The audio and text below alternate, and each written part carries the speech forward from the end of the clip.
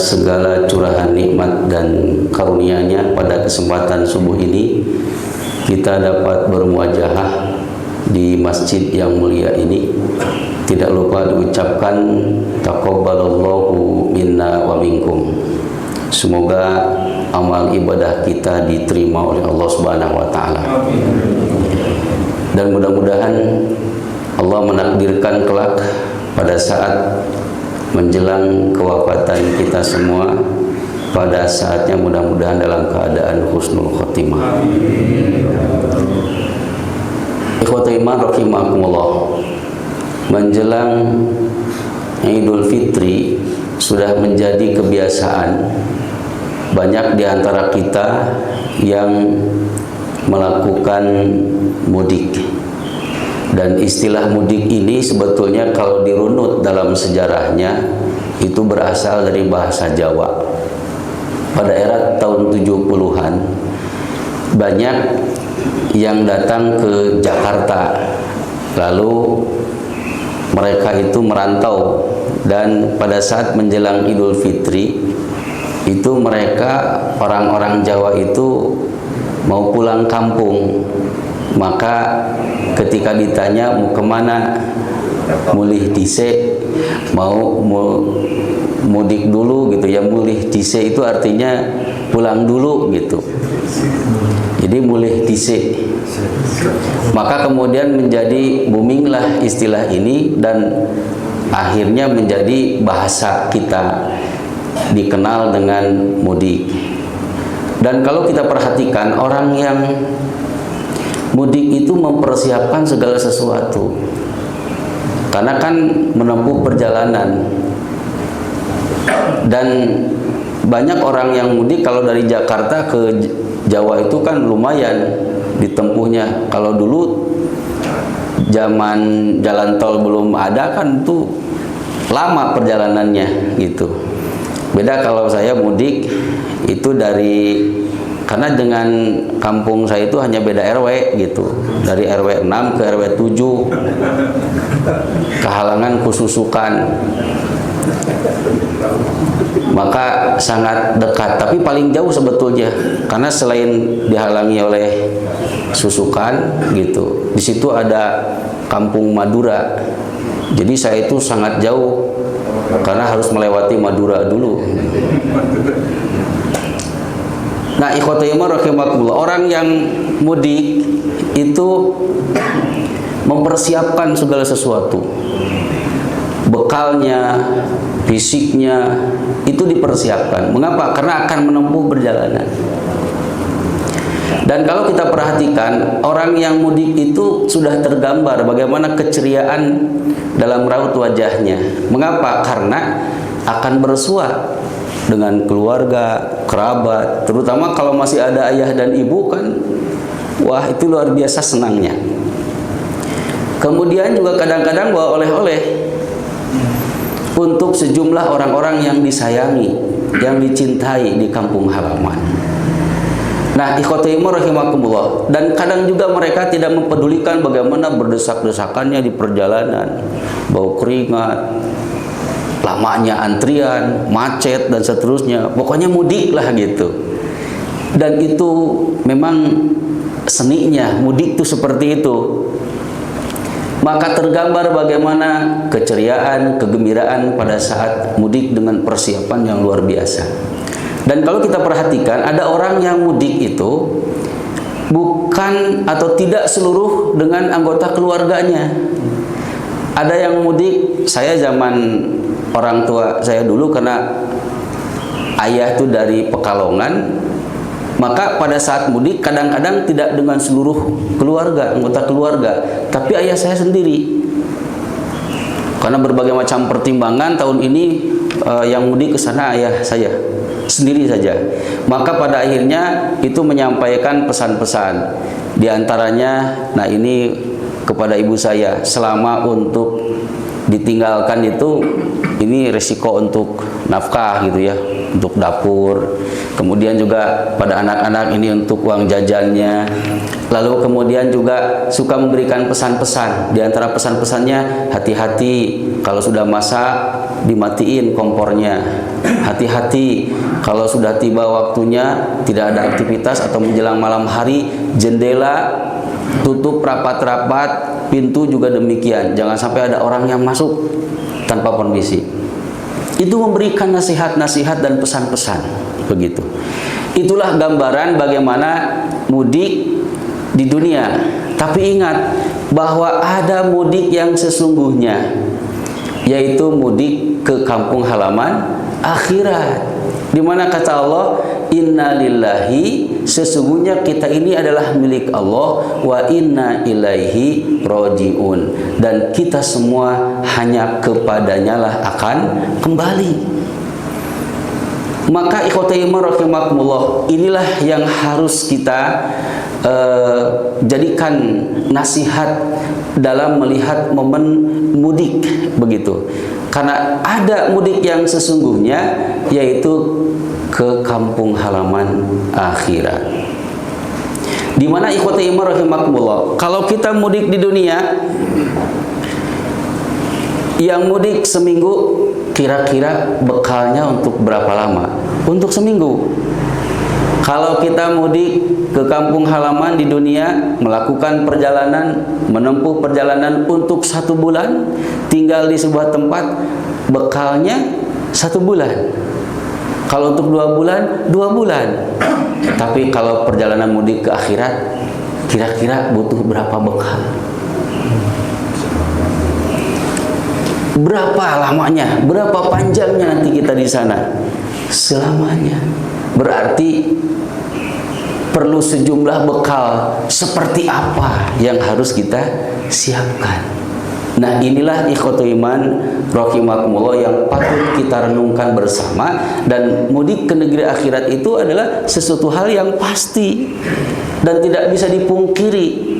Semua orang pasti akan mengalami itu semua. Kalau di dunia, ya tidak semua orang itu mudik. Apalagi nutos sarapuh mahnya da tos tegaduh deui wargi-wargi saha sepuh-sepuh teu araya da anjeunna nu jadi sepuh ayeuna mah. Anak-anak muda yang datang. Maka ikhwatul iman rahimakumullah, kalau ke negeri akhirat, mudik ke akhirat adalah sesuatu yang pasti. Maka ikhwatul iman rahimakumullah, Imam Ar-Razi itu beliau menjelaskan tentang ayat di surat Al-Baqarah ayat 197.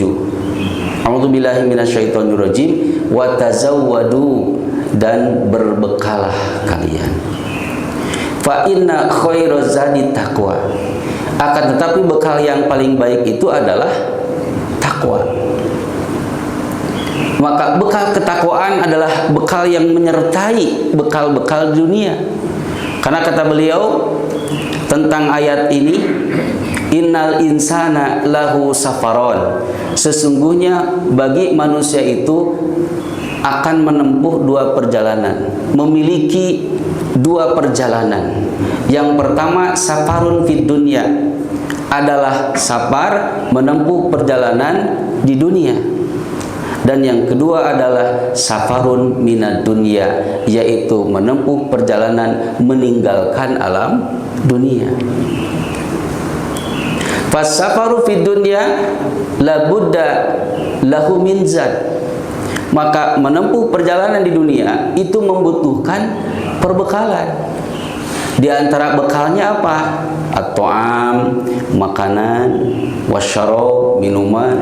Apalagi yang pejit Quraisyin gitu ya. Maka leuput cenah ulah poho gitu.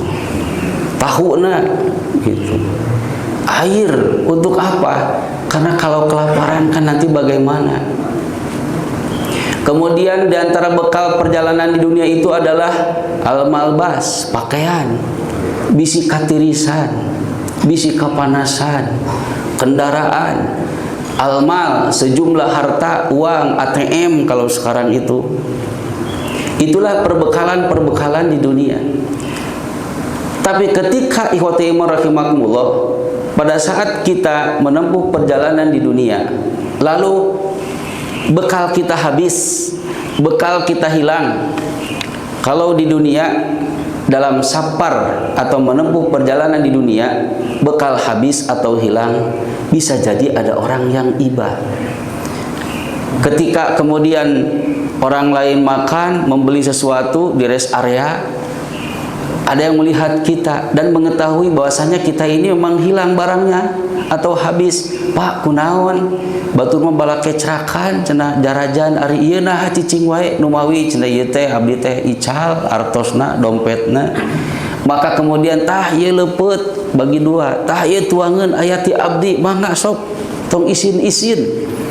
Itu bisa seperti itu, dan hilanglah rasa sedih, hilanglah kedukaan. Kenapa? Karena ada orang yang berbagi. Tapi ketika ikhwati rahimakumullah habis bekal dalam menempuh perjalanan meninggalkan alam dunia ini, kira-kira kita harus kemana? Dan bekal di alam dunia itu banyak gerainya, banyak tokonya, apalagi yang mungkin uangnya hilang, yang tunai. Tapi kalau masih memiliki ATM kan bisa transaksi lewat ATM kan begitu. Itu ya bisa membeli begitu. Tapi kalau ikhwati rahimakumullah, bekal ketakwaan itu nggak bisa. Bekal ketakwaan itu diantaranya adalah ikhlas, ridho, tawakal, zuhud, waro, sabar, tawadu. Tawadu teh rendah hati, lain taramawa duit. Tawadu teh. Naon cenah tawadu, taramawa duit gitu. Maka ikhwati rahimakumullah, sekalipun dengan orang yang paling dicintai tidak bisa berbagi. Ayah kepada anaknya, anak kepada ayahnya, Pak nyuhunkeun sabar. Atau ka alpa bade meser ridho 50.000 nggak ada. Itu harus bekal masing-masing. Dan bekal-bekal dunia ini perlu diaping dengan bekal-bekal ketakwaan ini, karena akan terbawa sampai ke akhirat. Makanan, minuman, kemudian juga pakaian, itu harus diiringi dengan bekal ketakwaan. Makanannya, minumannya jangan sampai dari hal-hal yang haram sumbernya. Pakaian juga demikian. Bagaimana cara menggunakannya, seperti apakah menutup auratnya. Itu bekal-bekal ketakwaan itu menyertai bekal-bekal dunia yang akan menjadi bekal yang terbawa menuju ke kampung halaman akhirat.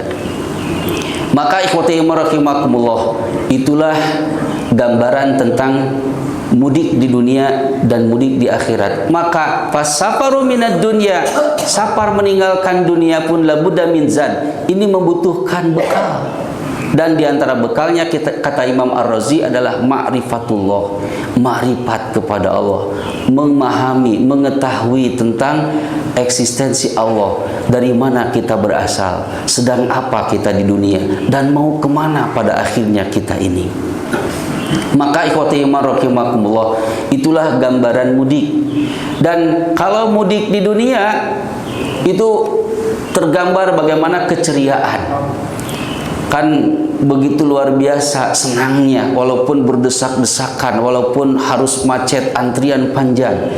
Tapi mudik ke negeri akhirat, kata Allah dalam surat Al-Jumu'ah, "Qul," katakanlah, "innal mauta," sesungguhnya kematian, "alladzi tafirruna minhu," di mana kematian ini banyak di antara kalian yang lari darinya karena takut. Jadi ketika menuju gerbang mudik ke akhirat itu kan sakaratul maut. Banyak orang yang lari darinya. Tapi apakah ada orang yang mudik ke negeri akhirat dalam keadaan bahagia? Yang mau mudik ke kampung halaman akhirat senang? Ada, Pak. Siapa? Kalau kita lihat dalam riwayatnya itu putri Rasulullah SAW, Fatimah Az-Zahra. Pada saat Rasulullah SAW sedang sakaratul maut, menjelang kewafatan Rasulullah SAW, maka Rasulullah SAW itu mengalami bagaimana beratnya sakaratul maut.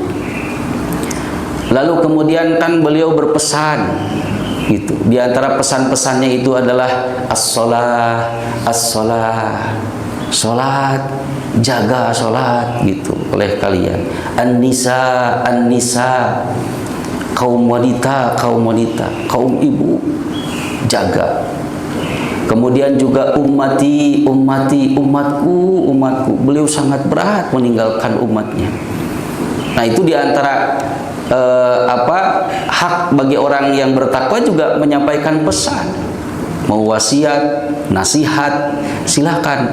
Jangan sampai ketika Bapak mau meninggal lalu kemudian tidak ada wasiat apapun. Minimal pesan-pesan itu sampaikan pada anak-anak kita.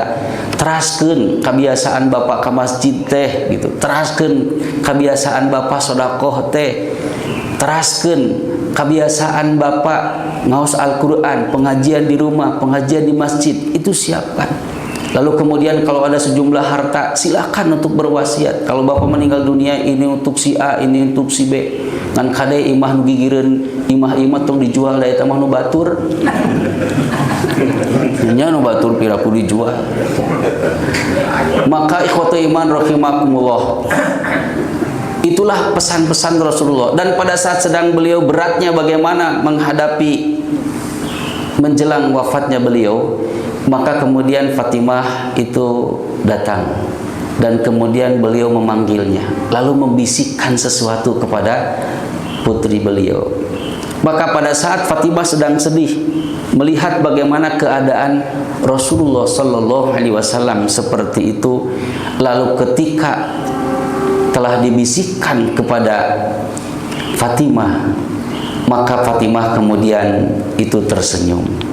Maka setelah Rasulullah wafat, beberapa saat kemudian Aisyah radhiyallahu anha itu bertanya kepada Fatimah, "Wahai Fatimah, apa yang dibisikkan oleh Rasulullah Sallallahu Alaihi Wasallam kepadamu? Padahal pada saat itu engkau dalam keadaan bersedih, tapi kemudian engkau tersenyum seperti ada hal yang menggembirakan. Berita apakah yang dikabarkan kepada Rasulullah kepadamu? Apa yang dibisikkannya?" Maka kata Fatimah, sesungguhnya Rasulullah pada waktu itu mengatakan bahwa sudah saatnya beliau itu untuk menghadap Allah Subhanahu wa taala.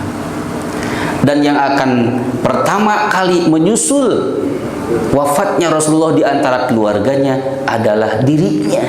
Jadi Fatimah mah bingah nalika aya wartos yen anu baris nyusul pang payuna maot nyusul Rasulullah teh mantena bingah.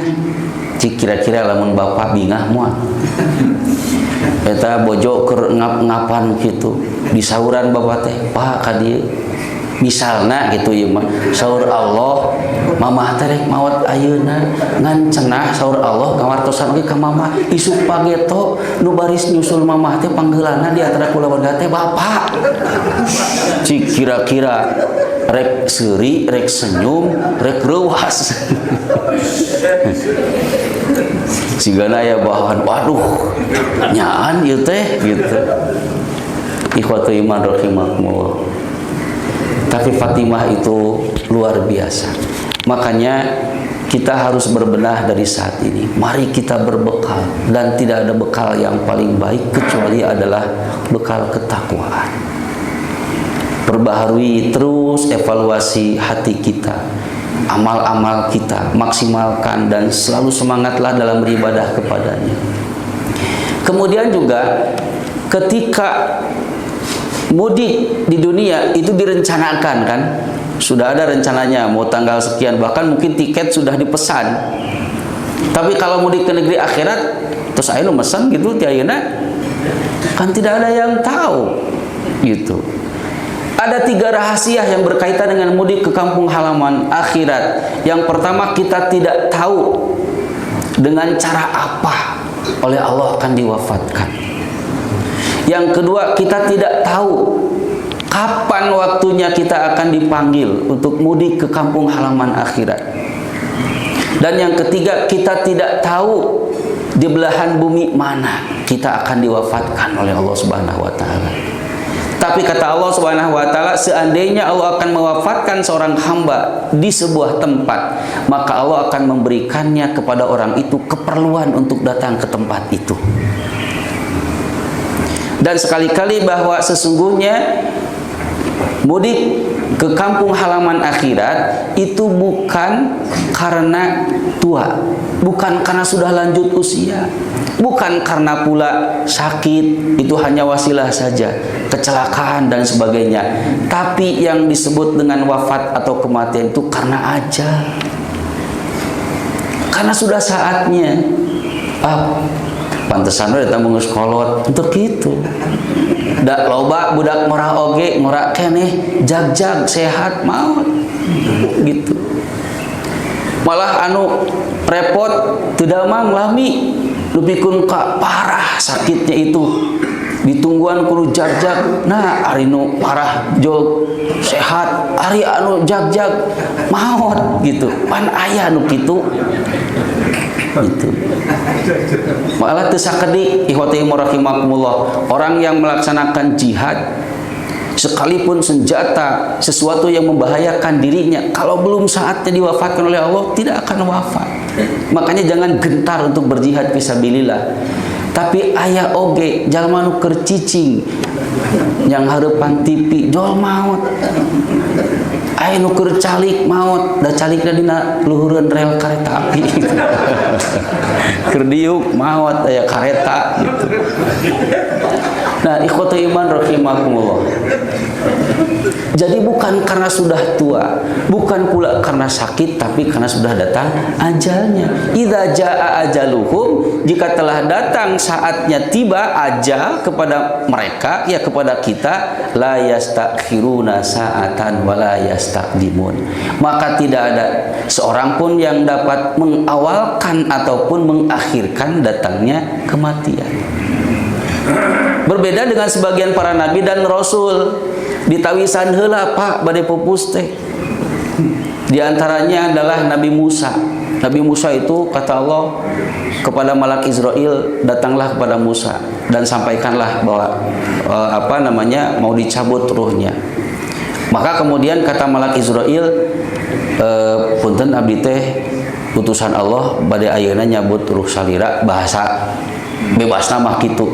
Kata Nabi Musa, gagabah cenah gitu. Itu kemudian ditampiling itu malak Israel itu, ditempeleng sampai kemudian matanya keluar. Matanya keluar. Lalu setelah itu kembali kepada Allah. Malaikat di setiap langit yang menyaksikan malak Israel matanya keluar tuh kaget. Kunaon cenah eta? Ditampiling ya ku Nabi Musa cenah kieu. Maka kemudian oleh Allah dikembalikan lagi gitu. Dalam syarah hadis itu, kenapa Nabi Musa menempeleng malak Israel? Karena Nabi Musa tidak tahu bahwasannya itu adalah malak Israel. Kenapa tidak tahu? Karena banyak di antara Bani Israel itu yang mau bunuh Nabi Musa. Kan Bani Israel itu jangankan musuhnya manusia biasa, dengan kalangannya sendiri, bahkan para nabi dan rasul pun banyak yang dibunuh oleh mereka. Wa yaqtulunan nabiyyina bighairil haq, dan mereka banyak membunuh para nabi dengan cara yang tidak hak. Makanya ieu mah akuanannya cenah gitu. Ieu mah rek maehan we gitu. Makanya ditempeleng waktu itu. Gitu. Nah, kemudian Nabi Muhammad SAW dalam Sakaratul Maut, dalam kitab Sakaratul Maut Ma'ar Rasuli sallallahu alaihi wasallam sebutkan tentang hadis-hadis itu. Termasuk juga dalam kitab Ar-Ruh, Imam Ibnu Qayyim Al-Jauziyah itu menyampaikan tentang hal itu semua. Jadi suatu saat, jadi ini selepas pelaksanaan haji ya, haji wada, karena beliau itu hanya satu kali dalam seumur hidup melaksanakan ibadah haji. Ibadah haji itu kan Zulhijjah. Setelah Zulhijjah kemudian Muharram, Safar, Rabiul Awal. Kan wafat beliau itu Rabiul Awal. Berarti menjelang beberapa bulan, 2 bulanan kurang lebih lah gitu. Menjelang kewafatan beliau, itu kata Abu Hadbah, beliau itu datang ke makam Baqi di malam hari. Beliau diikuti oleh Abu Hadbah. Abu Hadbah tidak mengetahui bahwa dirinya itu diketahui oleh Rasulullah, sementara Rasulullah mengetahui bahwasanya dirinya itu diikuti. Maka ketika sampai di makam Baqi, kemudian Rasulullah itu berbicara ke hadapan makam Baqi. Inna abdan, sesungguhnya ada seorang hamba, khayyarahullahu, yang oleh Allah diberikan pilihan, baina zahrati dunia, apakah memilih kesenangan dunia wa ma indallah, atau mau memilih apa yang ada di sisi Allah. Fakhtara ma indallah, ternyata seorang hamba itu memilih apa yang ada di sisi Allah. Maka Abu Hadbah tidak paham apa yang dimaksud dengan yang disebutkan oleh Rasulullah sallallahu alaihi wasallam. Ia kemudian kembali, lalu kemudian setelah itu menyampaikan kepada para sahabat bahwa Rasulullah mengatakan begini. Tidak ada yang ngeh seorang pun kecuali Abu Bakar. Kata Abu Bakar, hamba itu tidak lain adalah Rasulullah. Berarti beliau itu sudah sangat dekat dengan wafatnya. Maka ikhwati rahimakumullah, jadi Rasulullah sallallahu alaihi wasallam ternyata beliau memilih apa yang ada di sisi Allah. Kenapa? Karena Al-Quran sudah tidak akan turun lagi. Kan pada saat haji wada itu di antara ayat yang turun itu al-yauma akmaltu lakum, pada hari ini telah aku sempurnakan bagi kalian dinakum, agama kalian, wa atmamtu alaikum nikmati, dan telah aku sempurnakan nikmatku bagi kalian. Maka ikhwati rahimakumullah, Rasulullah memilih apa yang ada di sisi Allah. Kenapa? Karena Al-Quran sudah tidak akan turun lagi, ayat-ayatnya sudah tidak akan turun lagi. Jadi moal nambihan ilmu. Jadi Rasulullah mah daripada ayeuna hirup teu nambahan ilmu mending maot. Matak ayeuna ge lamun teu semangat kana nuntut ilmu mending maot. Ieu mah ngaji embung. Maot embung. Gitu. Padahal lamun geus teu semangat nuntut ilmu mah mending maot gitu. Gitu. Nah, ikhwati iman rahimakumullah. Itulah bagaimana Rasulullah SAW pada saat menjelang kewafatannya seperti itu. Dan ini kita ini tidak ditawari dan tidak disampaikan. Kalaulah disampaikan gitu, didugikeun heula informasinya, seperti kita mau mudik gitu kan di dunia, atau seperti kita mau haji, mau umroh, itu kan pasti kita akan berpelukan dulu mungkin ya, berpelukan dulu, kemudian juga dadah-dadah dulu gitu kan. Tapi kan ini enggak, bahkan ya kadang datang secara mendadak. Dan di akhir zaman kata Rasulullah SAW akan banyak datang kematian secara mendadak. Dan kematian mendadak itu akan mendatangkan penyesalan, kata Rasulullah. Apa yang dimaksud dengan penyesalan? Pertama adalah penyesalan bagi orang yang wafatnya. Yang kedua bagi orang yang ditinggalkan. Penyesalan bagi orang yang wafat karena dia merasa bahwa kematian itu masih jauh. Merasa dirinya sehat, merasa dirinya itu fit, merasa dirinya masih muda. Ahkeun we engke deui ibadah mah, ahkeun we ditunda-tunda kesolehan, ditunda-tunda amal kebaikan. Tahu-tahu kemudian dia sudah dipanggil oleh Allah Subhanahu wa taala dan belum berbenah dan belum juga berbekal. Bekalnya belum cukup, maka akan mendatangkan penyesalan bagi yang diwafatkan itu. Dan penyesalan yang kedua adalah bagi yang mereka ditinggalkan. Kadang-kadang ada masalah mungkin di antara kita, lalu kemudian kita tidak meluluskan permintaannya. Ari manawi teh sanes permohonan terakhir. Tahu-tahu ketika sudah berpisah beberapa saat kemudian maut itu. Dulu geuningan maut gitu. Kunaon cenah mautna? Nya pokona mah wasilahna mah seueur ngan pokona mah tos ku ajalna we ulah naroskeun. Nah cenah maut gitu. Ah eta mah tos takdirna ti Allah gitu. Nah, ikhwati iman rahimakumullah, apalagi mungkin kalau permintaan itu sebetulnya kita bisa meluluskannya. Tapi kadang-kadang karena ego dan seterusnya kita kekeh, padahal orang itu meminta ternyata itu permohonan yang terakhir. Dan itu akan mendatangkan penyesalan. Nah, oleh karena itu ikhwati iman rahimakumullah, maka tidak ada bekal yang paling baik untuk mudik ke negeri akhirat kecuali adalah berbekal ketakwaan.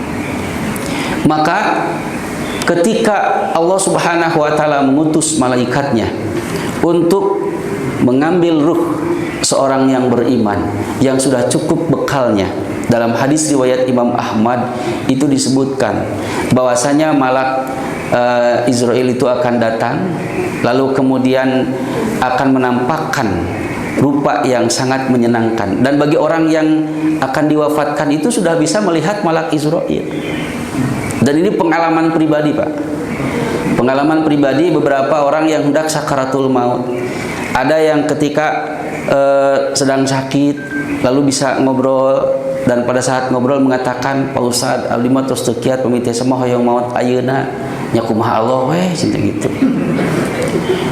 Ada yang kemudian ketika didapati itu sedang berat-beratnya napasnya itu, lalu ditalkinkan, tidak lama setelah itu kemudian wafat atas kehendak Allah Subhanahu wa taala. Ada juga yang kemudian pada saat ditengok sudah tidak sadar, lalu ditalkinkan, ternyata belum juga meninggal dunia. Paginya masih juga napasnya semakin berat, esok lusa meninggal. Ada yang seperti itu. Ada juga yang sudah sangat berat, tampak kesakitan luar biasa. Lalu kemudian setelah itu paginya lebih berat lagi, esoknya lagi cager ternyata. Aya nu kitu. Berarti eta mah can waktuna maot. Lain hartina teu tulus maotna, da moal aya jalma nu teu tulus maotna gitu. Sampai ada yang seperti ini. Aduh cenah eta jalan meni lalega gitu. Aduh eta naon teh pemandangan luar biasa. Sampai ada yang seperti itu. Sampai ada yang melihat sakura meni seueur kieu cenah gitu. Sampai ada yang seperti itu. Wallahu a'lam bishawab. Tapi yang jelas bahwa orang yang mau diwafatkan itu sudah bisa melihat malak Israel dengan rupa yang sangat menggembirakan begitu. Lalu kemudian pada waktu itu orang-orang yang soleh itu akan diberikan kabar gembira. Wa absyiru bil jannah, akan diberikan kabar gembira yang sangat luar biasa. Makanya mereka akan tenang. Dalam surat Fusilat ayat 30, innalladzina yaquluna rabbuna Allah, sesungguhnya orang-orang yang mengatakan Tuhan kami adalah Allah, tsumastaqamu, kemudian mereka istiqomah dalam ketaatannya, tatanazzalu alaihimul malaikah, maka malaikat akan turun dan akan menyampaikan berita-berita gembira, lalu kemudian menenangkan hatinya, menenangkan dirinya. Kita lihat peristiwa tentang bagaimana kesenangan yang tergambar bagi orang-orang yang cukup bekalnya untuk ke kampung halaman akhirat. Contohnya adalah Siti Asyah. Pada saat disiksa oleh Fir'aun, itu ditelentangkan di atas pasir yang sangat panas ya. Maka kemudian ditimpa dengan siksaan yang luar biasa. Maka ia berdoa, Rabbibnili baitan fil jannah. Wahai Allah, bangunkan untukku istana di surga. Maka kemudian ditampakkanlah kepada Asyah pada saat sedang berat-beratnya waktu itu. Maka kemudian ia tersenyum. Fir'aun mengatakan, engkau gila. Kenapa? Karena sedang disiksa, bukannya kesakitan malah tersenyum. Kenapa? Karena melihat bagaimana gambaran istana yang diminta oleh Asyah sudah diberikan gambarannya kepada Asyah. Maka kemudian entah wallahu alam apakah sakitnya seperti apa, apakah hilang atau seperti apa, yang jelas kegembiraan itu akan menghilangkan itu semua kesedihan. Maka ikhwati rahimakumullah, contoh kecil yang lainnya adalah tentang bagaimana ketika Nabi Yusuf itu keluar berjalan di catwalk. Jadi kan pada saat itu Nabi Yusuf waktu itu dikatakan bahwa istri Perdana Menteri tidak level karena terpikat oleh pelayannya. Padahal si pelayannya itu tidak lain Nabi Yusuf alaihissalam. Maka virallah pada waktu itu yang membuat malu istri Perdana Menteri ini. Maka dikumpulkanlah seluruh wanita-wanita pemuka-pemuka pada waktu itu, dan disiapkanlah pisau, disiapkan kemudian sayur mayur, buah-buahan untuk dikupas. Maka pada saat mereka sedang mengupas itu, Nabi Yusuf itu keluar, disiapkan tempat seperti untuk catwalk begitu ya. Maka ketika keluar, mereka kemudian tercengang dan sangat takjub melihat ketampanan Nabi Yusuf alaihissalam. Saking takjubnya mereka itu tidak sadar apa yang diiris itu sebetulnya bukan sayur-sayuran, bukan buah-buahan yang dikupas, tapi jari jemarinya, dan itu tidak terasa sakit dan merasa takjub. Mereka mengatakan alangkah indahnya, alangkah tampannya, ini sepertinya bukan manusia, ini malaikat. Itu kata kaum wanita pada waktu itu. Terus juga tinggal caroge ibu Iya deui cenah ieu, rumeuk cenah ieu ngeureun gitu. Tapi itu mah Nabi Yusuf luar biasa tampannya. Maka kemudian juga bagaimana keindahan akhirat. Ini kan gerbang menuju ke kampung halaman akhirat itu kematian, tapi sudah ditampakkan. Dalam hadis riwayat Imam Bukhari, Rasulullah itu sedang di atas mimbar, lalu kemudian beliau seperti mau meraih sesuatu, jinjit begitu, rawelan. Maka kemudian setelah itu para sahabat bertanya, wahai Rasulullah, apa yang engkau raih? Engkau mau meraih apa? Karena tidak terlihat oleh para sahabat. Maka kata beliau, sesungguhnya aku diperlihatkan ya tandan atau rangkaian anggur surga. Riwayat yang lain itu kurma. Dan kalaulah Allah mengizinkan, aku akan mengambil satu butir saja untuk seranggai, hiji lah gitu. Lalu kemudian aku akan mencicipi anggur surga itu, dan aku akan minta kalian yang hadir pada saat ini, akan aku minta untuk mencicipinya barang sedikit atau udah anggur saeutik sagede-gede lagi anggur malah lain sagede bal sepak bola, dan yang hadir akan aku minta untuk mencicipinya sedikit. Dan seandainya itu kejadian, kata Rasulullah, maka kalian yang merasakan bagaimana nikmatnya anggur surga itu akan mengatakan dunia dan seisinya beserta kenikmatannya dibandingkan dengan anggur surga yang sedikit itu tidak ada apa-apanya. Sampai seperti itu. Makanya ketika orang yang mau wafat, yang sedang sakaratul maut, lalu sudah ditampakkan bagaimana kenikmatan-kenikmatan di kampung halaman akhirat, kalau dia diminta untuk memilih, apakah memilih untuk disehatkan lalu kemudian dihidupkan kembali, atau mau memilih apa yang sudah dijanjikan oleh Allah ini yang sudah jelas, maka mereka pasti akan memilih yang sudah jelas. Makanya mereka kemudian akan tersenyum, sementara orang-orang yang hidup itu akan menangis.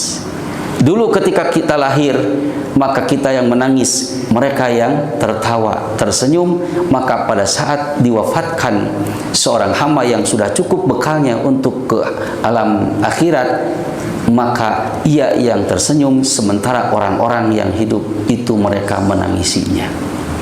Nah, disinilah ikhwati iman rahimakumullah, pentingnya bekal. Karena perjalanan itu kita tempuh begitu sangat panjang dan masih luas. Tahapan-tahapannya masih banyak. Di alam barzah saja sampai hari ini ada yang sudah jutaan tahun mungkin ya. Yang pertama kali diwafatkan di antara manusia adalah Habil, putra Nabi Adam alaihissalam. Sampai hari ini sudah berapa ribu tahun, sudah berapa juta tahun di alam barzahnya. Maka ikhwati rahimakumullah, itulah yang patut kita renungkan bersama terkait dengan mudik ke alam akhirat yang sudah pasti akan kita alami, yang sudah pasti ya tinggal menunggu antrian saja, entah kapan, entah siapa dulu begitu ya. Maka ikhwati iman rahimakumullah, kemudian ketika nanti didekati oleh malak Israel, kata malak Israel, la takhaf wala tahzan, jangan takut, janganlah sedih, kami adalah utusan-utusan Allah ya. Lalu kemudian dicabutlah ruhnya dengan keadaan hormat. Dalam surat An-Nazi'at, wan nazi'ati ghurqa wan nasyitati nashta, dan seterusnya. Itu kepada orang-orang beriman itu dengan lembut begitu, walaupun memang sakit. Karena memang yang disebut dengan sakit yang tidak tertolong itu ya kematian. Kalau sakitnya masih bisa tertolong, masih bisa ngobrol, aduh nyerina teu katulungan, masih kene bisa nyarios, berarti katulungan kene. Matak teu katulungan ge maot, matak maot oge teu katulungan gitu. Nah, seperti itu. Maka kemudian malaikat mengatakan, ikhwati rahimakumullah, jangan kalian takut. Inilah janji-janji Allah. Dan kata Allah dalam surat Al-Fajr, ya ayyatuhan nafsul mutmainnah, wahai jiwa yang tenang, irji'i ila rabbiki radiyatan mardiyah, kembalilah kepada Tuhanmu dengan penuh keriduan. Fadkhuli fi ibadi, masuklah ke dalam hamba-hambaku. Fadkhuli jannati, dan masuklah ke dalam surgaku. Wah, itu kemenangan yang luar biasa. Kembali ke kampung halaman akhirat dengan penuh kebaikan. Itulah hakikat orang-orang yang beruntung. Maka nanti akan tercium bau harum. Akan tercium bau harum, lalu setelah itu ikhwatimur rahimakumullah akan dibawa si ruhnya itu ke langit demi langit, melewati langit demi langit hatta yantahiya fis sama'il lati fiha Allah, sehingga berhenti di langit, di situ ada Allah. Fatwa qafu baina yadayillah, kemudian akan dihadapkan ke hadapan Allah si ruh itu. Maka kata Allah kepada para malaikat, uktub fi diwani ahli illiyin, catatlah orang ini dalam catatan ahli surga. Nanti dikembalikan ruhnya dengan hormat ke dunia, sementara jasadnya diurus. Lalu setelah itu sebetulnya dalam riwayat Imam Muslim kata Rasulullah, orang-orang yang soleh ini akan mengatakan, qaddimuni, qaddimuni, qaddimuni, segerakanlah aku, segerakanlah diurus. Gitu, segerakan dimandikan, dikafankan, disolatkan. Kalau bisa segerakan untuk dimakamkan. Itu keinginannya. Dan memang kata Rasulullah, asri'u bil janazah, maka segerakanlah dalam urusan jenazah, jangan ditunda-tunda. Maka ikhwati rahimakumullah, sementara orang-orang yang penuh dengan kemaksiatan dan bekalnya tidak cukup, maka ketika dicabut ruhnya dalam keadaan keras, malaikat itu memukul wajahnya, keluarkanlah ruhmu, begitu, dengan tampak yang sangat keras. Lalu akan tercium bau yang sangat busuk. Lalu kemudian akan melewati langit demi langit, sehingga berhenti di langit, di situ ada Allah. Dan kata Allah, uktub fi diwani ahli sijin, catatlah orang ini dalam catatan ahli neraka. Lalu dikembalikan ke dunia. Maka dalam riwayat Imam Muslim disebutkan, orang yang belum cukup bekalnya ini akan mengatakan, abdi terek dicana kemana? Abdi terek dibawa kemana? Yute, saya ini mau dibawa kemana? Sampai teriak-teriak sangat keras. Dan seandainya kata Nabi SAW, orang yang masih hidup bisa mendengar bagaimana teriakan orang yang seperti ini, maka dia akan pingsan, dia akan shock, begitu. Nah, itulah ikhwati rahimakumullah, gambaran tentang bagaimana kita akan mudik ke alam akhirat yang sudah pasti, dan kita mesti berbenah dari hari ini. Mudah-mudahan kesalahan-kesalahan kita diampuni oleh Allah Subhanahu wa taala, dan kemudian mudah-mudahan amal-amal kebaikan kita pahalanya dilipat gandakan oleh Allah Subhanahu wa taala, sehingga kemudian kita mampu meraih rahmat dan ridhonya berupa al-jannah, surga darinya. Barangkali itu yang dapat disampaikan. Mudah-mudahan Allah memberikan kekuatan kepada kita, keistiqomahan kepada kita dalam taat dan mengabdi kepadanya sampai pada akhir hayat kita. Semoga pada saatnya dalam keadaan husnul khotimah. Rabbana hablana min azwajina wa dzurriyyatina qurrata a'yun waj'alna lil muttaqina imama. Allahumma arinal haqqa haqqan warzuqna tiba'ah wa arinal batila batila warzuqna tinabah. Allahumma ighfir lana wali walidaina warhamhuma kama rabbayana shighara. Rabbana atina fid dunya hasanah wa fil akhirati hasanah wa qina adzabannar. Aqulu qouli hadza wa astaghfirullah li wa lakum. Assalamualaikum warahmatullahi wabarakatuh.